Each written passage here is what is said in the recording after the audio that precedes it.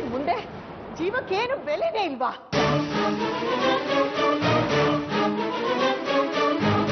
ಎಷ್ಟು ದುರಾಸೆನೆ ನಿನ್ಗೆ?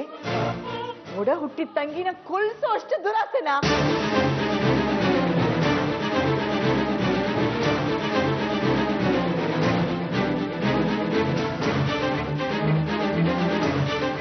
ಏನ್ ಹೇಳ್ತಿದ್ದೀರಾ?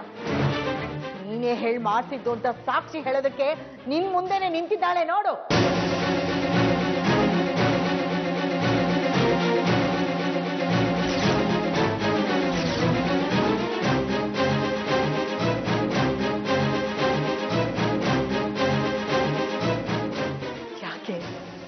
ಯಾಕೆ ಹೀಗ್ ಮಾಡ್ದೆ? ಯಾಕೆ ಹೀಗ್ ಮಾಡಿದ್ಲು ಅಂತ ನನಗ್ ಚೆನ್ನಾಗ್ ಗೊತ್ತು.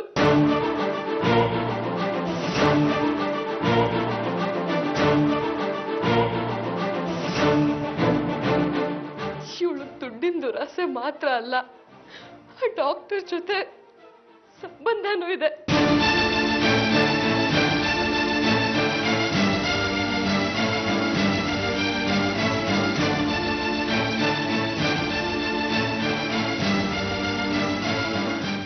ನನಗೆ ಗೊತ್ತಾಯ್ತು, ಎಲ್ಲ ನಿಮ್ಗೆಲ್ಲ ಹೇಳ್ಬಿಡ್ತೀನೋ ಅಂತ ಹೀಗ್ ಮಾಡಿದಾಳೆ.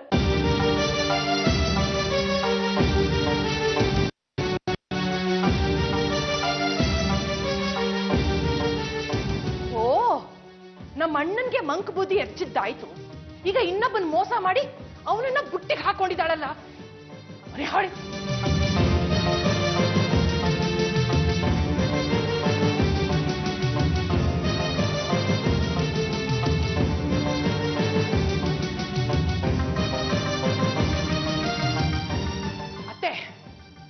ಕೊಚ್ಚಿ ಕೊಲೆ ಮಾಡಿದ್ರು, ಆ ರಕ್ತ ನೆಲಕ್ಕೆ ಬಿದ್ರು ಪಾಪನೇ. ನೀನ್ ಉಸಿರು ತಗಲಿದ್ರೆ ಸಾಕು, ಎಷ್ಟು ಮನೆಗಳು ಹಾಳಾಗೋಗುತ್ತೆ. ಇನ್ನು ಏನ್ ಮಾಡ್ಬೇಕು ಅನ್ಕೊಂಡಿದ್ಯಾ ಚಂಡಾಲಿ? ಎಷ್ಟು ಮನೆ ಹಾಳು ಮಾಡ್ಬೇಕು ಅಂತಿದ್ಯಾ? ಥೂ ನಿನ್ ಜನ್ಮಕ್ಕೆ. ಅಜ್ಜಿ, ಏನ್ ಮಾತಾಡ್ತಾ ಇದ್ದೀರಾ? ಏನ್ ನಡೀತಾ ಇದೆ ಇಲ್ಲಿ? ಸಂತು ಬಂದ್ಯಪ್ಪ, ಬಂದಿರೋ. ನಾವು ಬರೋ ಸ್ವಲ್ಪ ತಡ ಹಾಕಿದ್ರು ನಿನ್ ಹೆಂಡತಿ ಹೆಣವಾಗಿ ಬೀಳ್ತಾ ಇದ್ಲು ಕಣೋ. ಅವಳನ್ನೇ ಸಾಯ್ಸ ಕೊಟ್ಟಿದ್ಲು ಕಣ ಯಮ್ಮ ಘಾತಕಿ. ನಿನಗ್ ಗೊತ್ತಾದ್ರೆ ಅವಳನ್ನ ಅಡ್ಡ ಸಿಗಸಾಕ್ಬಿಡ್ತೀಯ ನೀನು. ಇವಳು ನನ್ನನ್ನ ರಾಜಿ ಮೂಲಕ ಕೊಲ್ಸೋದಕ್ ಪ್ರಯತ್ನ ಪಟ್ಲು.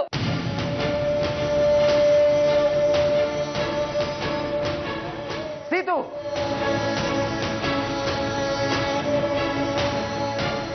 ಅವಳು ಹೇಳ್ತಾ ಇರೋದು ನಿಜ ಕಣ. 10 ಲಕ್ಷ ಕೊಡ್ತೀನಿ, ಯಾರಿಗೂ ಅನುಮಾನ ಬಾರ್ದಾಗೆ ಇವಳನ್ನ ಮುಗಿಸು ಅಂತ ಹೇಳಿದ್ಲಂತೆ ಮಾರಿ, ಈ ಅನಿಷ್ಟದವಳಿಗೆ.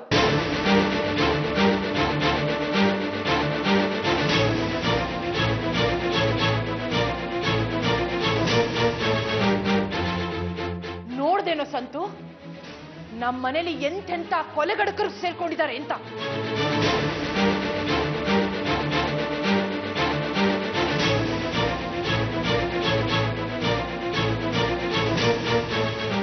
ಅಷ್ಟೇ ಅಲ್ಲ ರೀ, ಇವಳು ಆ ಡಾಕ್ಟರ್ ಜೊತೆ ಸಂಬಂಧ ಇಟ್ಕೊಂಡಿದ್ದಾಳೆ.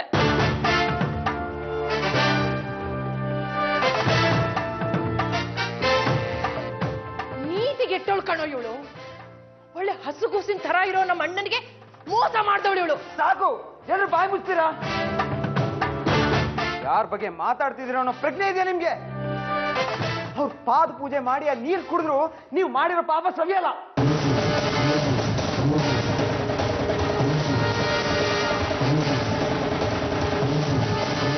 ಸಂತೋಷ್, ಸುಮ್ಮನೆ ಇರ್ತೀರಾ?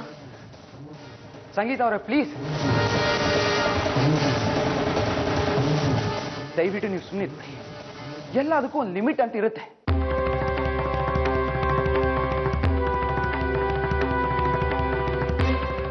ನೀವೇನು ಅನ್ನೋದು ಇವರೆಲ್ರಿಗೂ ಗೊತ್ತಾಗೋ ಸಮಯ ಬಂದಿದೆ.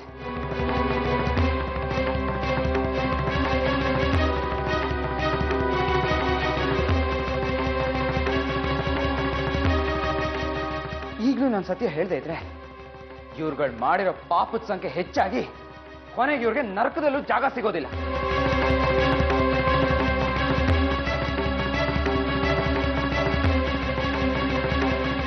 ಸಂಗೀತ ಅಂದ್ರೆ ನಿಮ್ ದೃಷ್ಟಿಲಿ ಮಂಕ್ಬೂದಿ ಎರ್ಚೋಳು,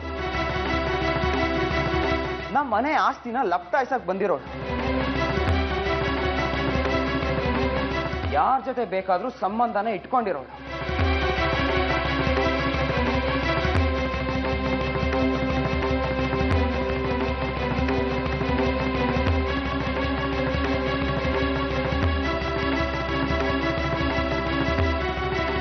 ನೀಚ, ನಿಕೃಷ್ಟ, ಅನೀತಿ, ಅನ್ಯಾಯದ ಗುಣಗಳನ್ನ ಮೈಗೂಡಿಸ್ಕೊಂಡಿರೋಳು ಅಲ್ವಾ?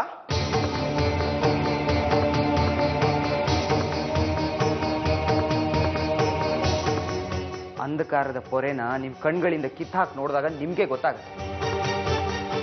ನಮ್ ಕಣ್ಮುಂದೆ ನಿಂತಿರೋದು ಕ್ಷಮೆಯ ಧರಿತ್ರಿ ಭೂಮಾತೆ ಅಂತ.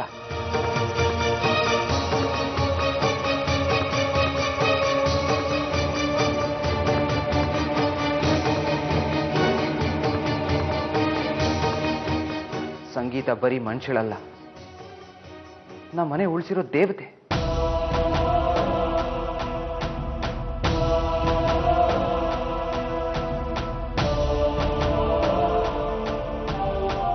ಹೇಗೆ ಅಂತ ತಿಳ್ಕೋಬೇಕಾ?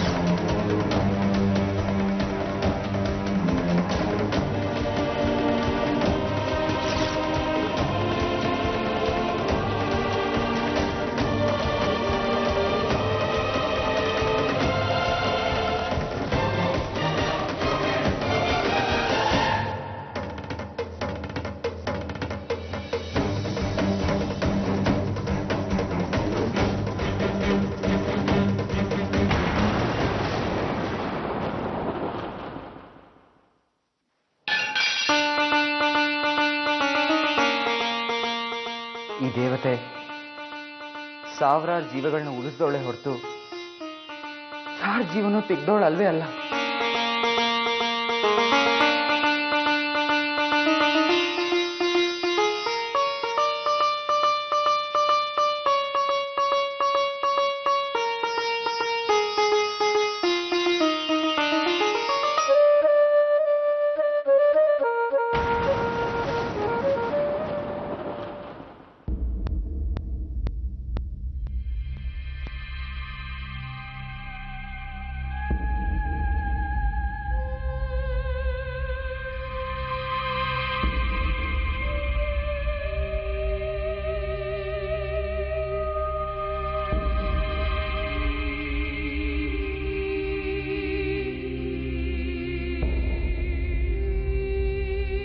ಸಿತಾರನ್ನ ಕೊಲ್ಲೋದಿಕ್ಕೆ ಸಂಗೀತ ಅವ್ರು ಹೇಳಿದ್ರ? ಸತ್ಯ ಏನು ಅಂತ ಹೇಳಿಲ್ಲ ಅಂದ್ರೆ ನಾನು ಜೈಲ್ಗೆ ಹೋದ್ರೂ ಪರವಾಗಿಲ್ಲ.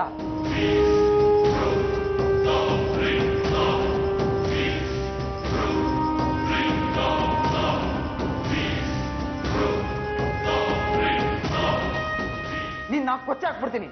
ಹೇಳ ಸತ್ಯ ಏನು ಅಂತ ಹೇಳೋ.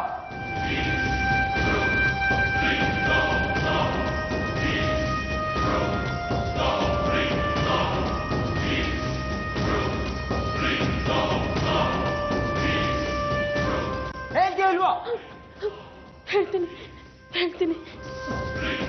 ನನ್ನನ್ನ ಈ ಮನೆಗೆ ಕಳಿಸಿದ್ದು, ಈ ಮನೆಯಲ್ಲಿ ಒಡಕ್ ಬರೋ ತರ ಮಾಡು ಅಂತ ಹೇಳಿದ್ದು, ಕೊನೆಗೆ ಸಿತಾರಮ್ಮವ್ರನ್ನ ಕೊಂದ್ಬಿಡು ಅಂತ ಹೇಳಿದ್ದು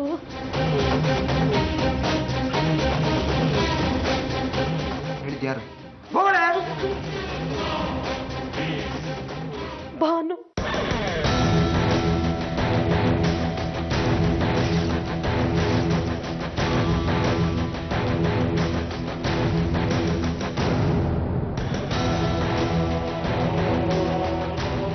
ಏಯ್, ಏನ್ ಹೇಳ್ತಾ ಇದ್ಯಾ ನೀನು?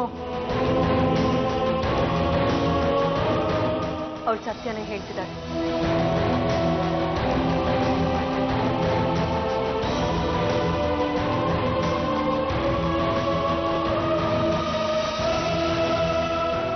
ಭಾನು ಅನ್ನೋ ರಾಕ್ಷಸಿಯ ಒಂದು ಮುಖ ಮಾತ್ರ ನಿಮ್ಗೆಲ್ಲ ಗೊತ್ತಿದೆ.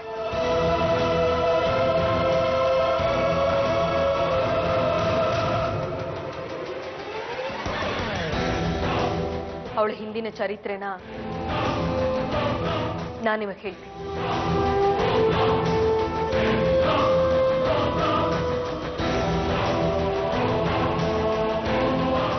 ಊರಿಗೊಂದು ಹೆಸರು, ಹೆಸರಿಗೆ ತಕ್ಕ ವೇಷ, ವೇಷಕ್ಕೆ ತಕ್ಕ ಭಾಷೆ. ಇದು ಹುಟ್ಟಿದಾಗ್ಲಿಂದ ಅವಳು ಕರಗತ. ಈ ಮನೆಗೆ ಅವಳು ಭಾನು ಆಗಿ ಬಂದು, ಆದ್ರೆ ಅದಕ್ಕೂ ಮುಂಚಿನ ಅವಳ ಹೆಸರು ಯಾಮಿನಿ.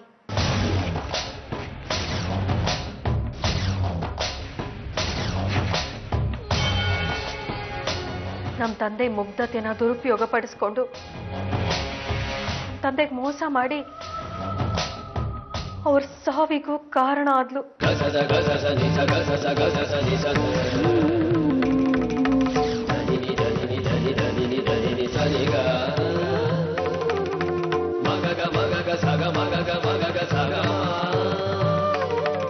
ಮೋಸದಿಂದ ನಮ್ಮ ಆಸ್ತಿನೆಲ್ಲ ತನ್ನ ಹೆಸರಿಗೆ ಬರೆಸ್ಕೊಂಡು ನಾವೆಲ್ಲರೂ ನಡು ಬೀದಿಲಿ ನಿಲ್ಲೋ ಹಾಗೆ ಮಾಡಿದ್ದು ಕೂಡ ಅವಳೆ.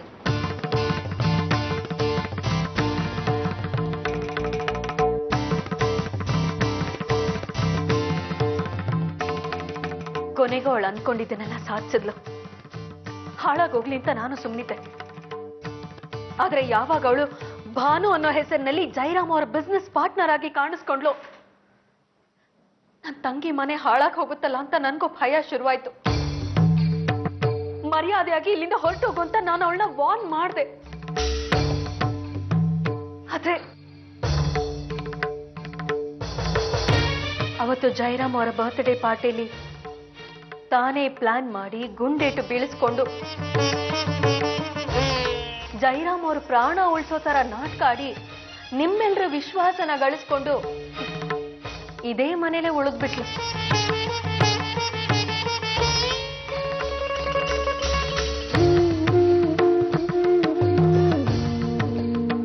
ಸತ್ಯನ ನಾನು ಎಲ್ರಿಗೂ ತಿಳಿಸ್ಬೇಕು ಅಂತ ಹೋರಾಟ ಮಾಡ್ತಿರ್ಬೇಕಾದ್ರೆ ಸೇರಿಗೆ ಸವ್ವ ಸೇರು ಅನ್ನೋ ಹಾಗೆ ಬೇರೆ ಬೇರೆ ನಾಟಕಗಳನ್ನ ಆಡ್ತಾ ನನ್ನನ್ನ ಕೆಟ್ಟವಳನ್ನಾಗಿ ಬಿಂಬಿಸ್ತಾ ನನ್ನ ಮೇಲೆ ಗೆಲ್ತಾ ಹೋದ್ಲು.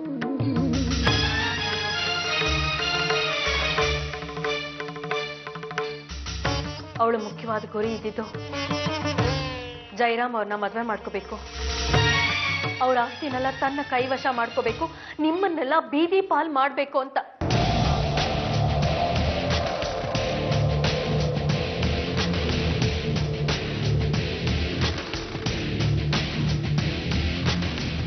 ಅದಕ್ಕೆ ತಕ್ಕ ಹಾಗೆ ನೀವೆಲ್ಲರೂ ಮುಂದೆ ನಿಂತು ಜೈರಾಮ್ ಅವ್ರಿಗೂ ಅವಳಿಗೂ ಮದ್ವೆ ಮಾಡೋದಕ್ಕೆ ಹೊರಟ್ರಿ.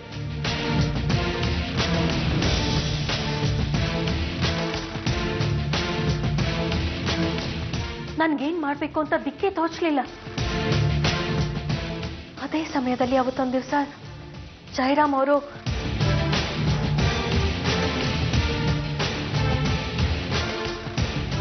ಎಲ್ಲ ಸರಿಯಾಗಿದ್ದಿದ್ರೆ ಜೈರಾಮ್ ಅವ್ರಿಗಿಂತ ಕಾಯಿಲೆ ಇದೆ, ಅವ್ರನ್ನ ಹುಷಾರಾಗಿ ನೋಡ್ಕೊಳ್ಳಿ ಅಂತ ಸಂತೋಷ್ ಸಿತಾರನ್ ಹತ್ರ ಎಲ್ಲ ವಿಷಯನೂ ನಾನು ಹೇಳ್ಕೊಳ್ತಿದ್ದೆ.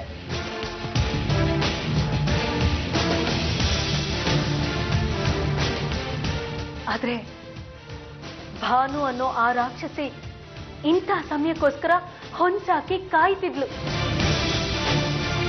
ಪರಿಸ್ಥಿತಿ ಹೀಗಿರ್ಬೇಕಾದ್ರೆ ನಾನು ಜೈರಾಮ್ ಅವರ ಹೆಂಡತಿ ತರ ನಾಟಕ ಆಡ್ಲೇಬೇಕಾದಂತ ಅನಿವಾರ್ಯತೆ ಸೃಷ್ಟಿಯಾಯ್ತು.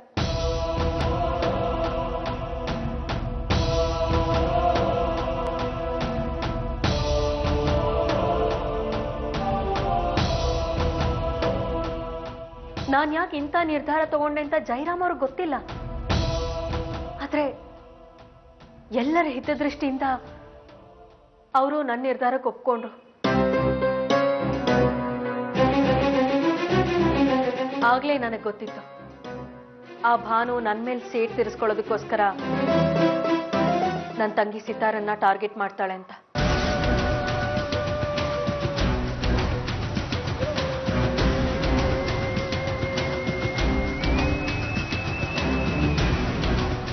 ಕರೆಕ್ಟ್ ಆಗಿ ನಾನು ಅನ್ಕೊಂಡ ಹಾಗೆ ಎಲ್ಲ ನಡೀತು. ಸಿತಾರ ಮನೆ ಬಿಟ್ಟು ಹೋದಾಗ ಇವಳನ್ನ ಕಾಪಾಡೋ ತರ ನಾಟಕ ಆಡಿ ಇವಳಿಗೆ ಆಶ್ರಯ ಕೊಟ್ಟಿದ್ದು ಆ ಭಾನು.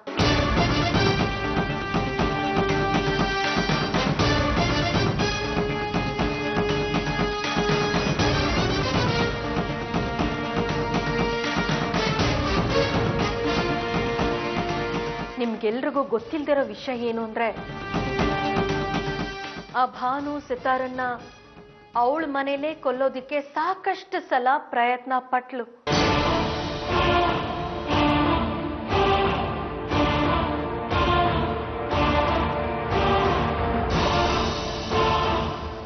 ಅವತ್ತವಳು ಸಂಗೀತನ ಬ್ಲೇಮ್ ಮಾಡಿ ಪೊಲೀಸ್ ಕಮಿಷನರ್ ಹೆಸರಿಗೆ ಒಂದು ಡೆತ್ ನೋಟ್ ಬರಿ ಅಂತ ನನ್ನ ಕೈಲಿ ಬರ್ಸದ್ಲು.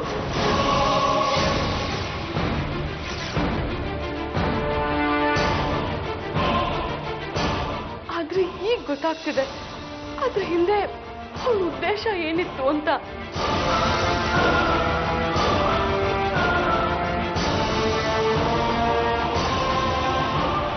ಅವಳು ಹೀಗೆ ಮಾಡ್ತಾಳೆ ಅಂತ ಗೊತ್ತಿದೆ. ಪದೇ ಪದೇ ನಾನು ಅವಳ ಮನೆಗೆ ಹೋಗಿ ಹುಡುಕಾಡಿದ್ದೆ. ನಾನೊಂದ್ ಕಡೆ, ಪೊಲೀಸ್ನವ್ರೊಂದ್ ಕಡೆ. ಅವಳು ಹುಟ್ಟಿಸಿದ ಭಯಕ್ಕೆ ಸೀತು ಆ ಮನೆಯಿಂದ ತಪ್ಪಿಸ್ಕೊಂಡು ಮತ್ತೆ ಈ ಮನೆಗೆ ವಾಪಸ್ ಬರೋ ಹಾಗಾಯ್ತು.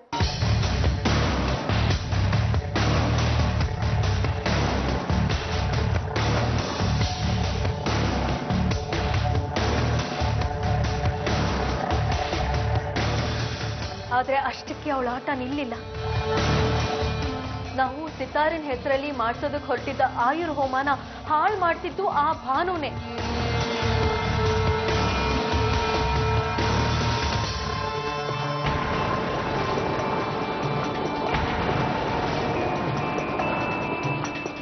ಹೋಮದ ಹೆಸರಲ್ಲಿ ನಮ್ ಸೀತು ಹೊಟ್ಟೆಲಿ ಬೆಳೀತಿರೋ ಮಗುನ ಕೊಲ್ಲೋದಿಕ್ಕೆ ಚಿತಾವಣೆ ಕೊಟ್ಟಿದ್ದೀನಿ ಅನ್ನೋ ಅಪವಾದ ನನ್ ಮೇಲೆ ಬರೋ ಹಾಗೆ ಮಾಡಿದ್ದು ಆ ಭಾನುನೇ.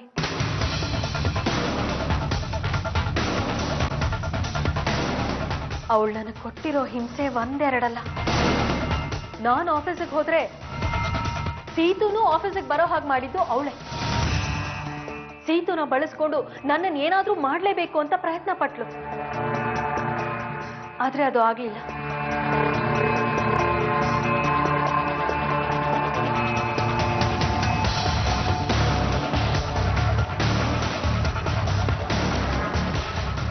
ಅದಕ್ಕೆ ಈ ರೀತಿ ಸೀತುನ ಕೊಲ್ಸಿ ಆ ಆಪಾದನೆ ನನ್ ಮೇಲೆ ಬರೋ ತರ ಮಾಡ್ಬೇಕು ಅಂತ ಅನ್ಕೊಂಡ್ರು.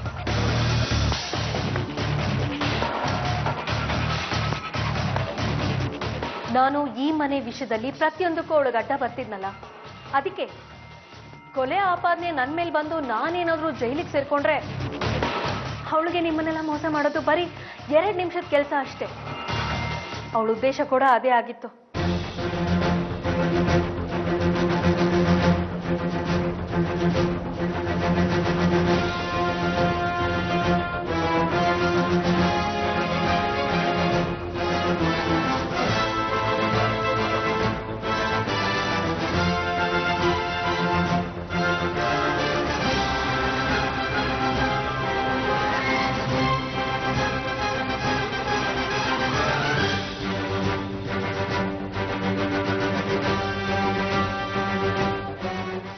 ಫೋನ್ ಮಾಡಿ ಮನೇಲಿ ಯಾರಿಗೂ ಹೇಳ್ಬೇಡ, ನವಿಲ್ಗರಿ ಬೆಟ್ಟದಲ್ಲಿ ಶನೇಶ್ವರ ಸ್ವಾಮಿ ದೇವಸ್ಥಾನ ಇದೆ, ಅಲ್ಲಿಗೆ ಹೋಗ್ಬಾ ಅಂತ ಭಾನುನೇ ನನ್ಗೆ ಹೇಳಿದ್ದು.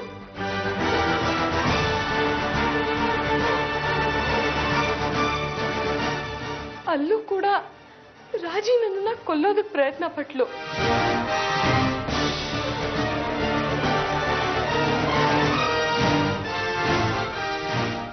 ಆ ಭಾನುನ ಆಮೇಲೆ ವಿಚಾರಿಸ್ಕೊಳ್ಳೋಣ, ಮೊದಲು ಇವಳನ್ನ.